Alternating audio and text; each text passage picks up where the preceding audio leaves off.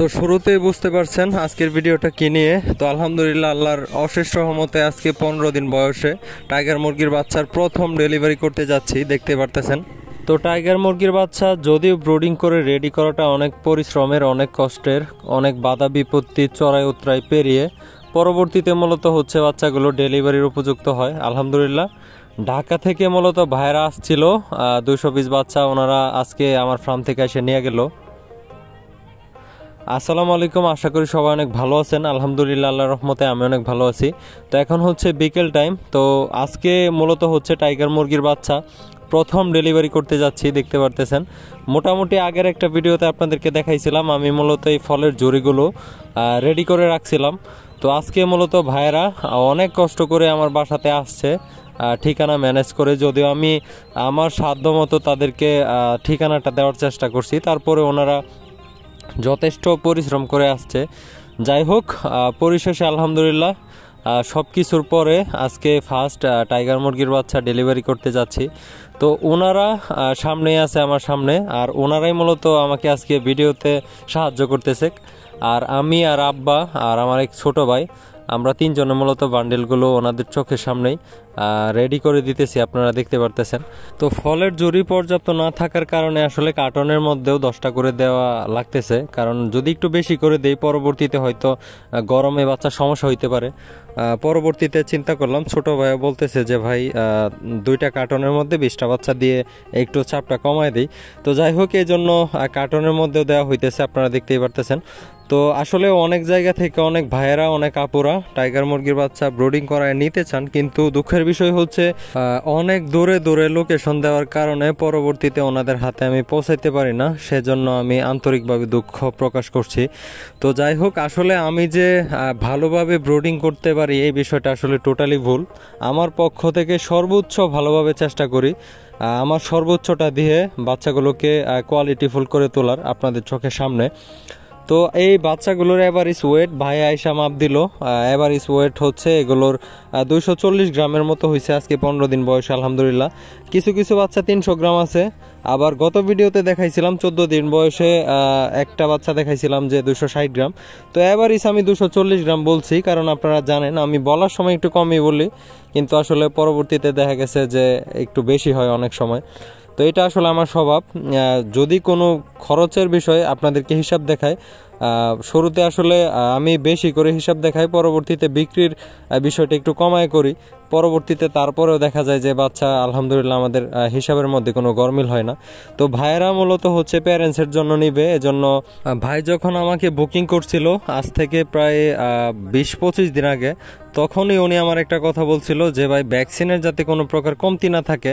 তো আলহামদুলিল্লাহ আমি আমার পক্ষ থেকে সর্বোচ্চ ভালো মানের ভ্যাকসিনগুলো করছি। আর আমার কথা হচ্ছে আমি একজনের কাছ থেকে পার পিসে 5 টাকা বেশি বলে নিব, কিন্তু কোয়ালিটিফুল জিনিসটা একজনকে দেওয়ার চেষ্টা করব। আর ভাই মূলত বাচ্চা দেখে আসলে অনেক স্যাটিসফাইড হয়েছে। তো তারপরে ভাইয়ের সাথে কথা বলতে চাচ্ছিলাম ভিডিওর মধ্যে, আসলে একটা মানুষ যে ভিডিওর সামনে আইসা কথা বলবে, তো যেহেতু ওনারা দূর থেকে জার্নি করে আসছে আর আমি মূলত হচ্ছে সারাদিনে কাজ করছিলাম, আর আজকে রাত্রে হচ্ছে আবারও নিয়ে যাব সিলেটে, ওই ভিডিওটা আপনাদেরকে দেখাবো, ময়মনসিংহ বাসের মধ্যে উঠাই দিব।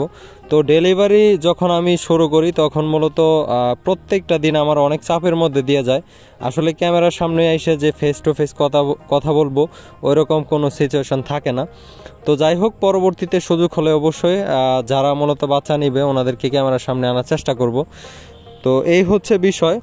আর এখন যেহেতু মোটামুটি দাবদাহ চলতেছে, ভালোই গরম, আর ওনারা আসছে হচ্ছে 2 জন। আমি আমার পরিচিত একটা সিএনজি কেউ বলে দিছি, সিএনজি মোটামুটি কাছাকাছি আইসা পড়ছে। তো সিএনজি মূলত হচ্ছে ওনাদেরকে মাওনা চৌরাস্তায় যায়া ঢাকাগামী বাসের মধ্যে উঠাই দিবে, তারপরে ওনারা ঢাকা কমলাপুরে চলে যাবে। তো এমনটাই হচ্ছে কথা। তো দেখতে পারতেছেন অবশেষে আমাদের বান্ডেল করা কমপ্লিট, আর এক একটা বান্ডেলের মধ্যে হচ্ছে 45 পিস করে আছে, 3টা জুড়ি মিলাইয়া 15-16টা করে 45 পিস করে আছে, আর 2টা কার্টনের মধ্যে হচ্ছে 10 পিস করে 20 পিস। তো এরকম টোটাল এখানে 203 পিস বাচ্চা আছে। ওনাদেরকে 200 দেওয়ার কথা ছিল, পরবর্তীতে ভাবলাম যেহেতু ওনারা আসছে এই জন্য মূলত পরে 3টা বাচ্চা দেওয়া হয়েছে।